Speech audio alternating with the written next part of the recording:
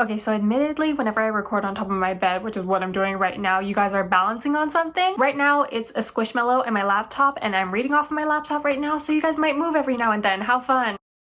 Anyways, hi guys, welcome back to another video. Last time I posted a danmei video was about, I want to say a couple months ago, maybe like 3 or 4. And I think I asked you guys to give me recommendations on that video, and so many of you did. There were so many comments, and I screenshotted every single one of them and tried to write down as many as possible. I think I got all of them, but if I missed some, really sorry. I was really happy though that there were so many people out there who read danmei wanting to talk about it. And so again, since then I've gotten a lot of recommendations, written them down, and now I have an entire list of new danmei that I want to add to my TBR, and that's basically what this video is going to be about, because I've actually never heard of any of these and I want to figure out what they were about. So I'm going to read the descriptions in this video and we're going to learn what they're about together. Also guys, multiple danmei updates. 7 Seas is licensing so many books, and that includes a lot of danmei novels like Little Mushroom and Golden Terrace. I'm so excited for those two. I'm immediately running to the bookstore when those come out. I think it might be next year or 2027 if I'm not wrong. There's also a lot of other danmei I want to read, but I haven't gotten the chance to write them down yet, so maybe after this video I'll write them down. The ones on this list are the ones you guys recommended to me, which are the ones I wanted to focus on the most. Yeah, thank you guys so much for leaving me so many recommendations. It's like such a long list. I have over 20, I think. Also, Grandmaster of Demonic Cultivation reading vlog. I know I keep bringing that up every now and then in other videos, but right before I started that series I got into the worst reading slump, and so I tried reading it, and it's just like I didn't want to read it when I was in a slump, and so I stopped myself. I'll probably restart the series when I do feel like reading it again. It's just I think I want to restart it when I don't really remember anything anymore. I want to completely wipe my memory of the beginning so then I can have like my first reactions again. So I really don't know when that reading vlog's coming out. So I have every single book description brought up on my computer right now. Most of the time I read the description off of Goodreads, and then if I couldn't find it on Goodreads, because a lot of these aren't traditionally published yet, but yeah, if they weren't on Goodreads then I found them on other websites. Some of these I didn't have the authors to, so I think I have the correct book. I did a bit of research before I started recording this, and so I think I have the right author and the right book. Also, really sorry if I mispronounce some of these names. I did take a Chinese class one term, so I have like some basic idea of how to pronounce Chinese names. I am half Chinese, I don't speak any. So yeah, really sorry if I mispronounce any of this, but I'll do my best. And one more thing before I start, I am recording this at 12 a.m. at night, so I might be a little out of it. And I'm just gonna get started. So the first one we have is Faraway Wanderers by Priest. And so I know Priest has a lot of other novels that have been published, or like have written a lot of novels. So the description on this one on Goodreads is really short because I don't think this one's traditionally published yet. So it's a tale about the former leader of a special organization that served under royalty, now leaving his past life behind and unintentionally getting involved with the martial world. That's literally it. It's so short. Yeah, I'm not really getting much from that. There's not even any names. Okay, I'm kind of interpreting this in my own way, but it says special organization, so maybe it's like he leads a less official group and then he becomes like a part of a more official world, the martial world. Oh, it also says now leaving his past life behind. Is this reincarnation? Okay, we're moving on to the next one. What did I do? Sorry, you guys can't see the computer behind you, but I think I accidentally got rid of something. Give me a second. Okay, there we go. Next one is Dinghai Fushang Records. I think this one's either already published or is getting published. Okay, so in an ancient China where magic has been nearly extinguished, 2 young men must work together to prevent the destruction of all life. It has been 300 years since magic disappeared. Chen Xing is the last exorcist, the only one with any remaining vestiges of spiritual power, tasked with unsealing the spiritual chi of heaven and earth before Mara descends and brings ruin to the world. But Chen Xing needs a protector for his journey, and the one fate leads him to is death row convict Xiang Chu, handsome and capable yet accused of massacring 2,000 people. With each life claimed by war and disaster, calamity draws inexorably nearer and darker forces seem determined to hasten its approach. Chen Xing himself has less than 4 years left before his life is destined to end. Wait, excuse me? Oh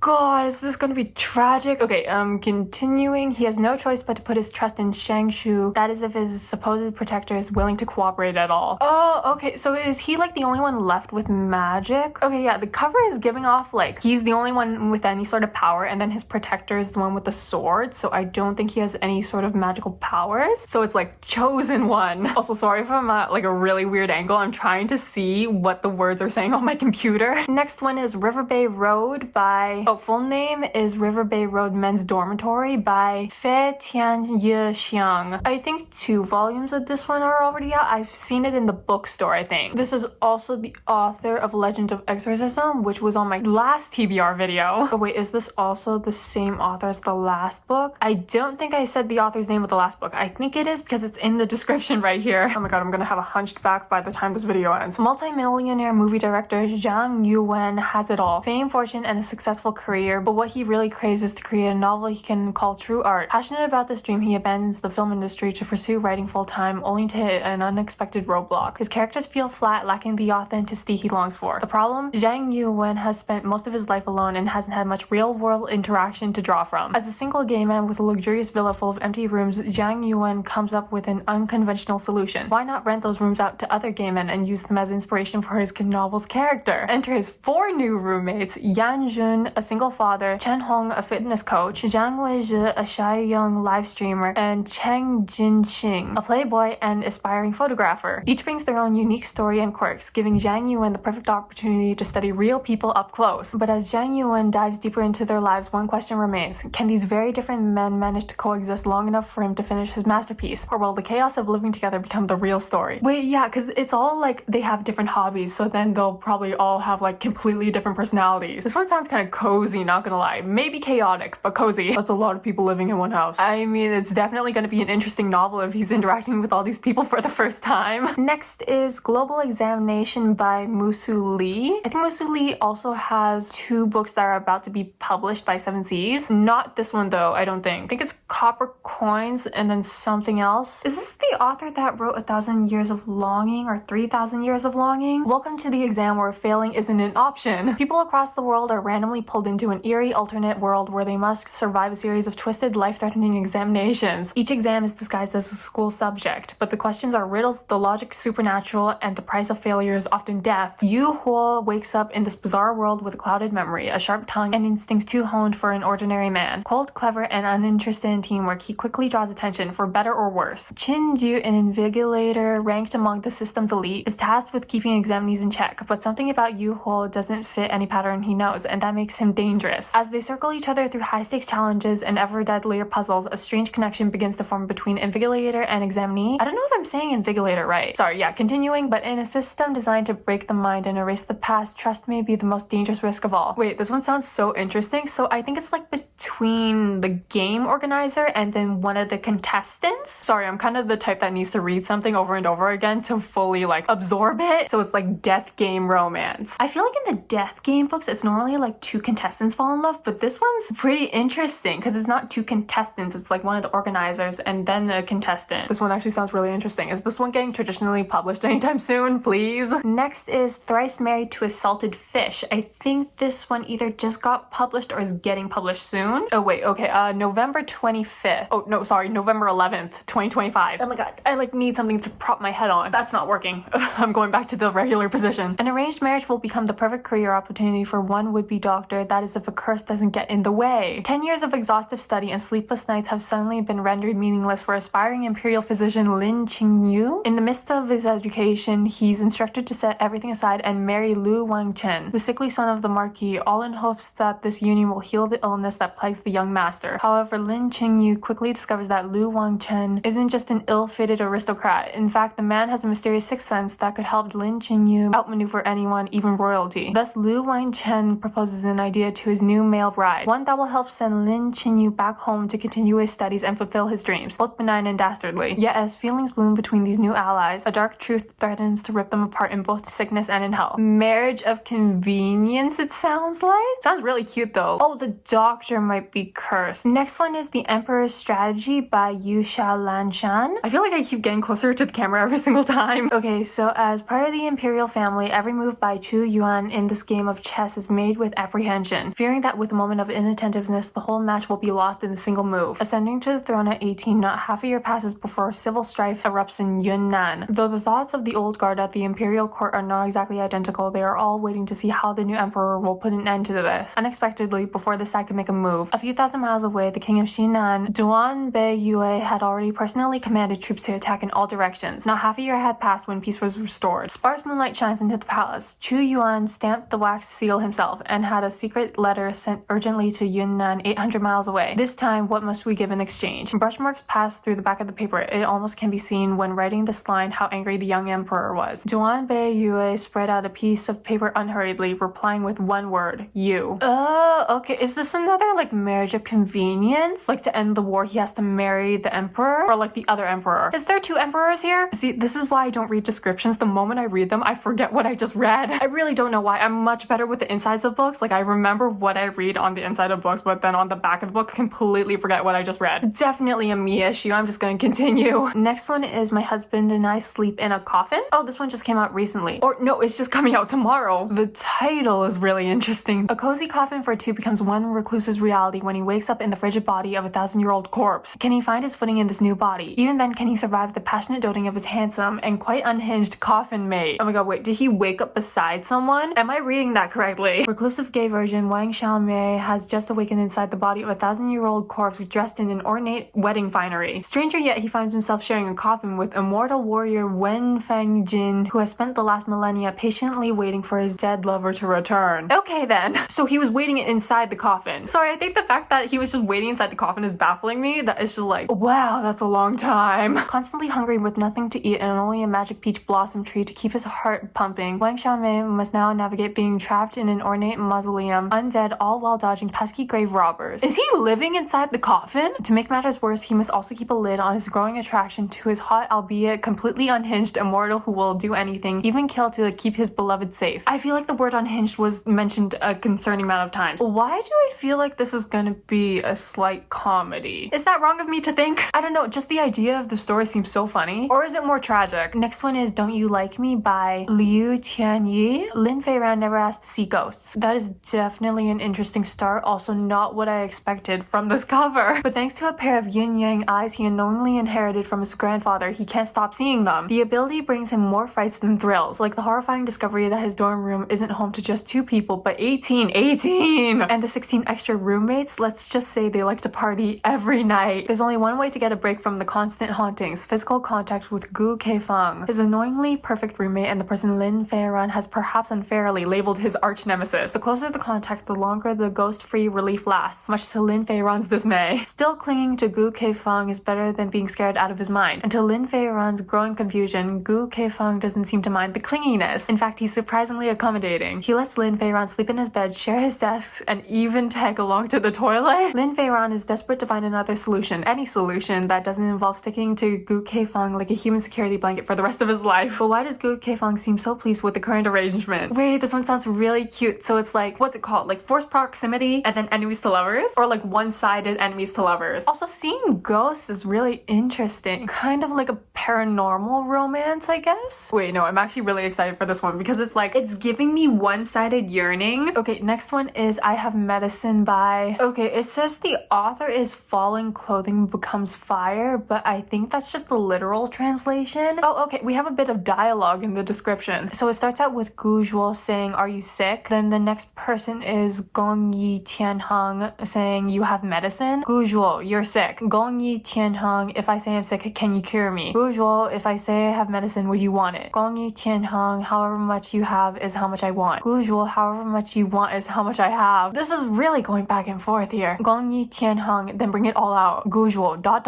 And we're getting into some actual description here. Simply speaking, a scaredy cat Shou transmigrated and had to think of a way to survive. He had a golden finger called Medicine Refining System, but unfortunately he didn't have the ingredients needed to refine medicine and level up. Great young master to an empire's preeminent clan had a super high IQ, but his potential for cultivation was low. Unfortunately, pill refiners were too hard to develop and weren't restricted to his personal service, but he could acquire plenty of ingredients. 2 people, one was sick and one had medicine. Therefore, the one who was sick kept the one who had medicine and everyone was happy. Honestly, just from the dialogue here, I feel like it's gonna be pretty funny. And it's also like the description, the way it just said the one who was sick kept the one who had medicine. That just sounds so cute for some reason. Although I guess if you really think about it, the one who has the medicine might be being kept prisoner, but we don't know that yet. Next is Nan Chan by Tang Ju Qing. Oh, this description is really short. So it's, "I have experienced all the 8 sufferings of this world. I do not ask for nirvana, but for you. Wild and hard to tame, demon X cold, ascetic and childish immortal." Why is that kind of confusing? What is this? I mean, I like the first line, "I have experienced all 8 sufferings of this world." Like, that one really grabbed my attention. Next is Fox Demon Cultivation Manual by Fang Ge Qie. Xing. By some freak coincidence, Song-chi mistakenly consumed the blood of the Demon King, causing himself to become a demon too. A weak scholar forced to suffer in silence. What was even more tragic was that no matter where he went, demons would attack him from all directions braying for his blood, or they would squeeze his neck while interrogating him about his relationship with the Demon King. As such, Song-chi became an anti-fan of the Demon King. Regardless of who praised the Demon King, he would be the first to stand out and refute them. Song-chi fled for his life as he searched for the gate leading to the demon realm. Along the way, he clung to the thigh of an influential man and went to great pains to persuade him to slay the Demon King together with him and restore peace to the human world. It's the one he's clinging on to, the Demon King. Song-chi, sooner or later I will skin the Demon King, rip the tendons off him, and drink his blood. Rongbei, smiling, I admire the way you think. Who knew that after entering the demon realm, tens of thousands of monsters bowed their heads and kowtowed to this thigh beside him and shouted, "Long live the Demon King." Song-chi was stunned. Rongbei was smiling. What did you say you were going to do when you came to the demon realm? Song-chi, it's all a misunderstanding. Okay, it started out a bit gruesome and then it became cute at the end. I like it. We need to go through the suffering to get to the happy part. Next is, oh, this cover's really pretty. It's Mist by Wei Fang Jishu, hyperthymesia. Those with this condition can remember every detail of their lives, from something as significant as the world's turning point to something as small and insignificant as a minor fleeting thought. They cannot forget, and their thirst for knowledge allows them to be considered genius in some senses. Legend has it that Ji Yuxi was this kind of genius. In addition, it was said that he was gay and very beautiful. As soon as the news that he was going to support Tian Qiong's 7th squad broke out, it sent everyone buzzing. Everyone knew that the captain of the 7th squad, Song Qinglan, was a hoodlum and deeply homophobic. He not only relied on his super powerful abilities to become the dark horse on the battlefield in less than 2 years, but he also hated it when those at the top forced the flower vase into his squad. Sure enough, Song Qinglan announced in front of everyone, "Useful, us brothers are going out there working ourselves to the bone. We don't need a little genius who can only speed read quantum waves." Later, the squad was forced into a dire situation during their mission. That beautiful little genius calmly continued, every gunfire hitting the mark, his fighting power peaking. Song Qinglan begged in front of everyone, "Advisor Ji, stay." In the end, he added, "I'll work myself to the bone for you." Ji Yuxi had a secret. He would often be awake at night, suffering from memory overload and recurring nightmares. There was only one thing that could let him fall asleep peacefully, and that was Song Qinglan. And then at the ending here, it has the meaning for flower vase, someone who only looks pretty but can't amount to much. I'm just wondering what they're battling. Did I miss that? Or is it just not in here? I mean, the romance sounds really good. It sounds very slow burn. Next is The Earth is Online by Mo Chen Huan. Ding dong, it's the 15th of November 2017. The Earth is now online. Without warning, black pyramid-like structures appear in the sky across the globe, silent, glooming, and utterly inexplicable. For 6 months, humanity watches and waits. Then a childlike voice announces a new reality. Earth has become a game board. From now on, survival depends on playing by the Dark Spire's rules. First, the Dark Spire is the final authority. Second, game time is between 6 a.m. and 6 p.m. Third, all players must strive to conquer the Spire. Each game is a test of wits, nerve, and sanity. Defy the rules and the punishment is death. Tang Mo, a quick-thinking realist, relies on strategy and reason to navigate this terrifying new world. Along the way, he meets Fu Wenduo, a calm and deadly ally whose secrets run deep. As the two face increasingly complex and psychological challenges, a tentative bond begins to form, one built on trust, instinct, and the unspoken understanding between survivors. But the Spires are watching, and it has only just begun. Wait, this one sounds so good. What the heck? I think the survival ones are really interesting me the most. Also, Spire, is it like a floor by floor sort of situation? Or is it like a maze and then they find the games? This one sounds really good though. I hope it gets traditionally published someday. Next one is My Underachieving Seatmate Doesn't Need Any Comforting by Long Chi. Chao Xiao, who worked hard to stay up all night and study, was first in class, if you count from the bottom. He Shen, who was able to get a perfect score even when he slept all day, in a rare display of kindness, bought a bottle of drink to comfort his stupid seatmate. And then he saw the messages popping up on Chao Xiao's phone. Dad, don't panic. It's okay if you didn't do well in the exam. Dad just ordered a new sports car for you. Granddad, grandson, there's no need to hurry. It's alright even if you didn't do well in your exam. Granddad bought a new yacht for you. Come and take a break. Grandpa, grandson, don't cry. It's okay if you didn't do well in the exam. Grandpa's billions worth of properties are all yours. With a blank expression, He Shen threw his 2.5 yuan worth bottle of drink into the trash. Hold your horses. Comfort? Oh no, wait, he should have given him the bottle. I feel like that would have been so sweet. This one sounds so cute. It sounds very slice of lifey. And then like one of them comes from a billionaire family. I'm betting you one of them becomes a tutor to the other. Next is Everyone Thinks That I Like Him. From infancy to maturity, what Ye Zhao dislikes the most was 2. The reasons were he was ranked second at home, he had been forever ranked second at school, no matter how diligently he worked and tried. He couldn't shake off that second curse. What was more exasperating was that at university, not only was he ranked second, but even his appearance that he was proud of had to be classified as second best. Why can't I obtain the first place? The eternal second will rise. Then Ye Zhao, after his vigorous efforts, finally rises, and the result was the first became his boyfriend. kind of sounds like academic rivals to lovers. Oh my god, I'm just thinking of the first place student always liking the second place student, like yearning. Next is Green Plum Island, and the author is Huinan Chu. When I was 10, I fell from a tree and hit my head. When I woke up, the world around me had changed. I could see people's emotions in the form of numbers and colors. Pink for love, red for anger, green for awkwardness, blue for sorrow, yellow for desire. I met Yang Kongsheng the summer after college entrance exams on Green Plum Island. Mysterious and handsome with a tinge of melancholy, he was the ideal man of every woman on the island, and mine. I wanted him to turn pink for me, but one day he suddenly turned yellow. Despite that, he seemed ever so nonchalant when facing me. Love is like lemon soda water, sour and sweet, filled with energy. You never know how a person's heart beats for you, hidden in its cage beneath their flesh. This one sounds really cute too. I don't know why, I always like stories where a person can see like a number or color from a person, and it kind of like describes the trait of that person in a way. Next one is Thriller Trainee by, I think it's Wang Ya. The washed up magician Zhong Ju transmigrated it into a horror infinite flow novel about a survival show, taking the place of the cannon fodder who died tragically in the first evaluation round. This show was very interesting. Out of the tens of thousands of people, only 100 people could survive, and the C position strongest contender could even get a universal wish ticket. If it were someone else, they'd probably be scared to death. No one expected that Zhong Ju was not only unafraid, but also caused a sensational stir, shamelessly showing off his tricks the whole way. Once his tricks stopped and his life could be considered safe and sound, he ended up in a rivalry with the novel's big villain. Today you try to get at me, tomorrow I'll get back at you. Back and forth, it's pretty fun. As a result, though, it was just playing around. One time they got carried away and really did end up sleeping together. Watching the nemesis who was pressing him to the ground, Zhong Ju lazily lifted his gaze. If you want to kill me, then kill me. Don't speak nonsense. Even when at a disadvantage, he showed no trace of fear and actually continued to provoke him. That person used his ice cold finger to trace his ear, and the action heading toward the aorta suddenly stopped. What a pity, I've changed my mind. He was once very willing to personally give Zhong Ju death. Every day he used to regret not gouging out his flesh, personally snapping his neck. But after this person fell into his hands, another more urgent desire grew like weeds. Compared to winning or losing, he would rather see him crying and panting with eyes red, begging for mercy. Well, okay then. So this one's like another survival one, I think. Kind of sounds like it's also mixed with a game show. Next one is The Wife Comes First by Ye Qianhe. Okay, so a philandering prince discovers that the prince consort he neglected in life is the only one by his side in death. Now that he's got a second chance, can the prince make it up to him? As his life flashes before his eyes, self-obsessed Prince Cheng has a moment to reflect on something curious. Despite knocking at death's door, only one person remains by his side, his all but abandoned prince consort Mu Hanzhang. Except rather than celebrate that fact, Prince Cheng can only wonder, why after everything is Mu Hanzhang still with him? After all, Prince Cheng spent most of his life philandering and mastering political intrigue. Meanwhile, Mu Hanzhang had to discard his dreams of taking the imperial examination to become a minister and was instead coerced to serve as a male wife to a cruel prince. Granted a second chance, Prince Cheng is miraculously reborn, waking up the morning after his wedding. As he does, the prince makes another vow. The wife comes first, the state second, and the husband last. Where to start? Well, first he must kneel outside Mu Hanzhang's bedroom door and beg to be let in, of course. Then again, after the sacrifices Mu Hanzhang's had to make, will he even be willing to forgive his new husband? Honestly, yes, I like that. He needs to be begging for forgiveness. Also, why do I feel like Mu Hanzhang has liked him all this time? Like secretly loved him and he just didn't know. That would be so great. Also, I think it's like reincarnation second chance romance. Next one is The Villain's White Halo by Hao Da Yi Juan Wei Shangzhe. This one's about to be published soon, December 30th, I think. One man's attempt to become the final boss goes completely awry when his buff item earns him sympathy instead of fear. Up against the hero and chased by the very company who sold him the item, can he still manage to achieve his dastardly dreams? Yin Bi Yue feels scammed. After being cannon fodder one too many times, he daydreams of becoming the final boss in the next world he's reborn into. Except the villainy buffing fiend Halo he's purchased from the rebirth company seems to be malfunctioning. Instead of inspiring fear across the new Xuan Huan world, everyone seems to be looking at him with sympathy, including the hero. With the hero dead set on taking him down the path of righteousness and the rebirth company chasing after him to get their halo back, Yin Bi Yue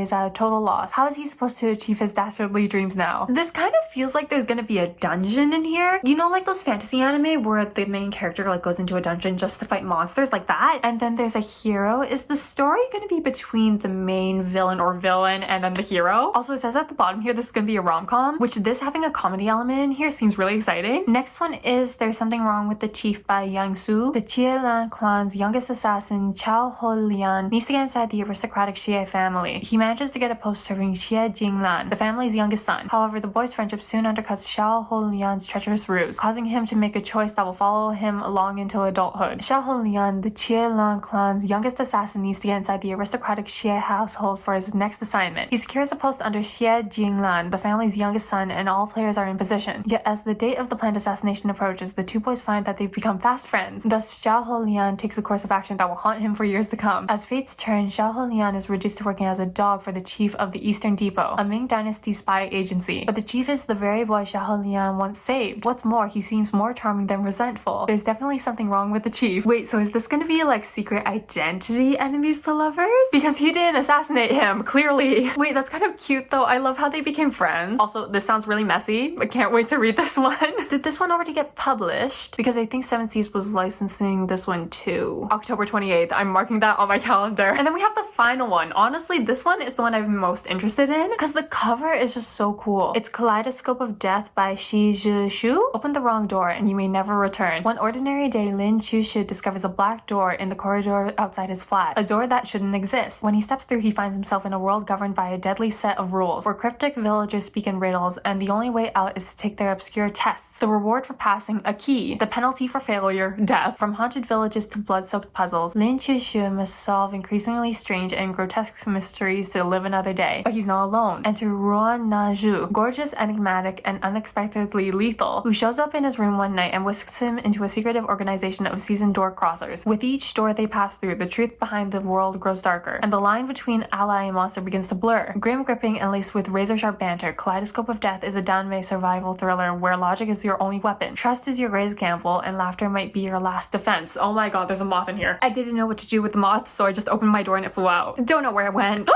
my god. Okay, never mind. I can see it climbing up my wall there. I'll deal with it after. Anyways, what was I talking about? I feel like for a lot of these survival danmei, the penalty for failure is death, which like makes sense because it's a survival book, but it's not exactly reassuring. Also, I think this one's the only horror danmei I have on the list, which kind of scares me, but I'm excited for this one. I really want to read this one. But yeah, that was the last one on the list. It's now 1:30, so I'm probably gonna go sleep. Once again, thank you guys so much for giving me all these danmei recommendations, and if you have any more, leave them down in the comments and I'll try to write them down. And yeah, that's pretty much it. I hope you guys enjoyed, and I hope to see you in the next one. Bye!